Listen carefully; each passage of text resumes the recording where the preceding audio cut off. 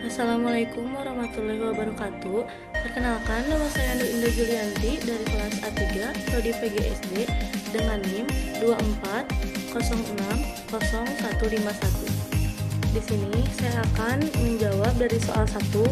Ada kasus 1. Di sebuah kota kecil terdapat masjid yang cukup besar dan strategis. Namun, masjid tersebut hanya ramai saat waktu sholat Jumat dan sholat wajib tertentu. Aktivitas lainnya seperti kajian, kegiatan pemuda, atau layanan kesehatan jarang dilakukan. Bahkan, tidak ada sama sekali. Hal ini membuat masjid kurang optimal dalam membangun umat yang religius, spiritual, sehat rohani dan jasmani, cerdas, serta sejahtera. Di sisi lain, banyak pemuda di masjid yang menghabiskan waktu di warung kopi. Sebagian masyarakat kurang aktif beribadah di masjid.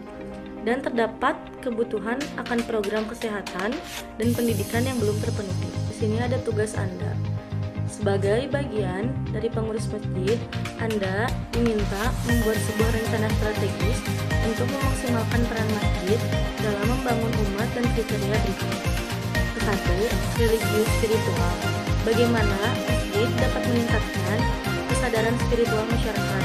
Jawabannya, melalui ibadah rutin seperti sholat berjamaah, sholat Jumat, bisa juga melalui pendidikan dan pengajian agama seperti kajian dan ceramah, dan juga lingkungan spiritual yang kondusif seperti pemutaran murotal Al-Quran. Yang kedua, ada sehat rohani dan jasmani. Program apa yang bisa dilakukan untuk mendukung kesehatan jasmani dan rohani jamaah? Jawabannya, di sini ada program kesehatan rohani, yaitu pemeriksaan kesehatan gratis, konseling keagamaan dan psikologis, senam sehat dan olahraga bersama. Di sini juga ada program kesehatan jasmani seperti program donor darah, senam sehat dan olahraga bersama, pemeriksaan kesehatan gratis. Dan yang terakhir ada program kesehatan jasmani dan rohani, yaitu sholat berjamaah dan iktikaf. Dan yang kedua, kajian keagamaan dan pengajian rutin.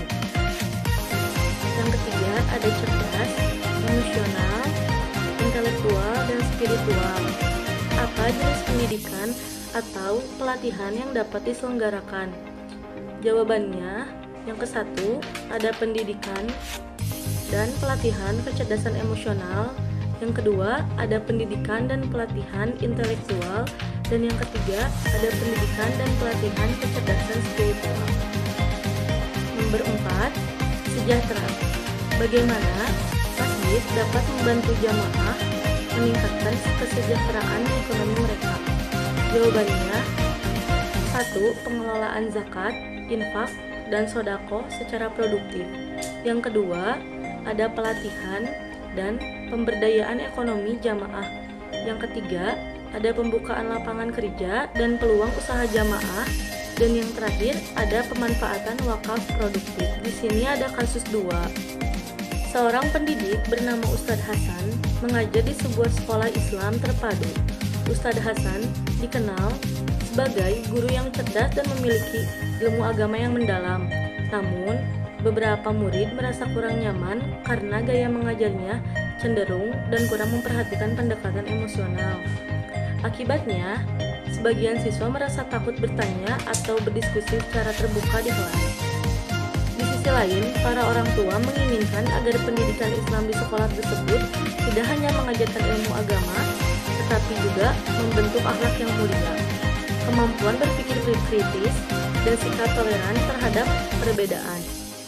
Sebagai seorang kepala sekolah, Anda diminta untuk memberikan solusi kepada Ustadz Hasan agar ia dapat menjadi pendidik yang lebih ideal sesuai dengan perspektif Islam, yaitu sebagai mu'alim, pengajar, murabi, pendidik akhlak, dan muzakir, pemberi nasihat, dan mursyid, pembimbing. Di sini ada tugas Anda. Nomor 1, jelaskan prinsip-prinsip utama seorang pendidik dalam Islam yang dapat membantu Ustadz Hasan memperbaiki pendekatannya. Jawabannya, seorang pendidik harus meluruskan niatnya bahwa semua aktivitas mengajar bertujuan untuk meraih ridho Allah. Niat yang ikhlas akan membuat Ustadz Hasan lebih sabar, tidak mudah marah, dan selalu mencari cara terbaik dalam mendidik muridnya. Cara menerapkannya ada sebelum mengajar, Perbarui niat bahwa mengajar adalah ibadah dan bagian dari tugas dakwah. Yang kedua ada, jangan mengajar hanya untuk mendapat penghargaan dari manusia, tetapi untuk kemaslahatan umat. Dan yang terakhir ada, jika terjadi kesalahan dari murid, bersikap sabar dan tidak emosional karena tujuannya adalah memperbaiki akhlak, bukan menghukum. Selanjutnya, seorang pendidik harus menjadi contoh yang baik bagi muridnya, baik dari segi akhlak, perkataan, maupun perbuatan. Jika seorang ustadz meminta muridnya bersikap jujur, maka ia sendiri harus menunjukkan kejujurannya.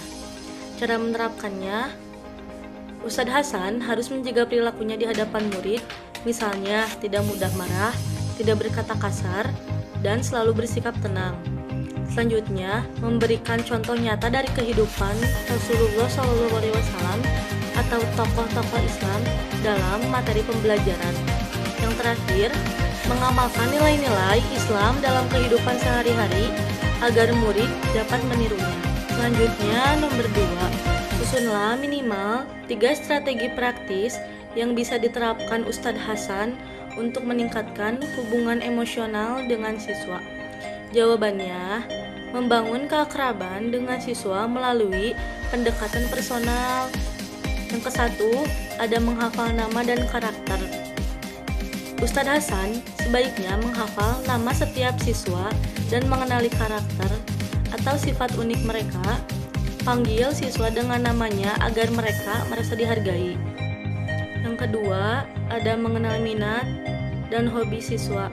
Tanyakan kepada siswa tentang minat dan bakat mereka. Misalnya, jika seorang siswa suka bermain sepak bola, Ustadz Hasan bisa sesekali mengaitkan contoh pelajaran dengan sepak bola. Yang ketiga, ada memberikan perhatian khusus pada siswa yang membutuhkan dukungan. Jika ada siswa yang kesulitan belajar, Ustadz Hasan bisa memberikan waktu tambahan untuk membimbing mereka di luar jam pelajaran. Di sini ada nomor 3, berikan contoh kegiatan atau metode pembelajaran yang sesuai untuk menciptakan suasana kelas yang kondusif, menyenangkan, dan tetap islami. Jawabannya, yang ke-1, dengan metode pembelajaran berbasis proyek. Yang kedua, dengan metode menghafal ayat dan hadis dengan teknik visual dan audio. Dan yang ketiga, ada metode permainan edukatif Islam. Dan yang terakhir ada soal 3, apa yang Anda pahami tentang Islam yang rahmatan lil alamin, ekonomi syariah, dan pernikahan dalam Islam? Jawabannya, yang ke-1, Islam yang rahmatan lil alamin. Islam yang rahmatan lil alamin berarti Islam sebagai agama yang membawa rahmat, kasih sayang, kebaikan, dan keadilan bagi seluruh alam semesta, bukan hanya untuk manusia, tetapi juga untuk hewan, tumbuhan, dan makhluk lainnya. Nomor 2 ada ekonomi syariah. Ekonomi syariah adalah sistem ekonomi yang berlandasan pada prinsip-prinsip syariah, hukum Islam yang bersumber dari Al-Quran, hadis, ijma, dan qiyas.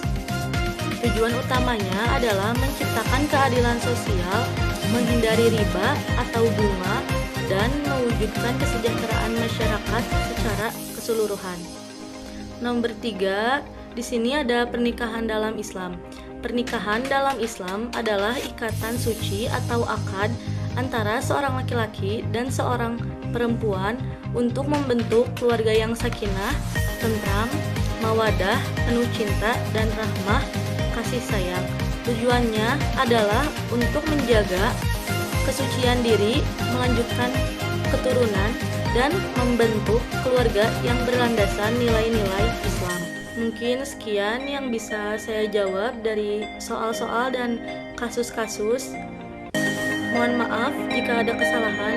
Wabillahi taufiq wal hidayah. Wassalamualaikum warahmatullahi wabarakatuh.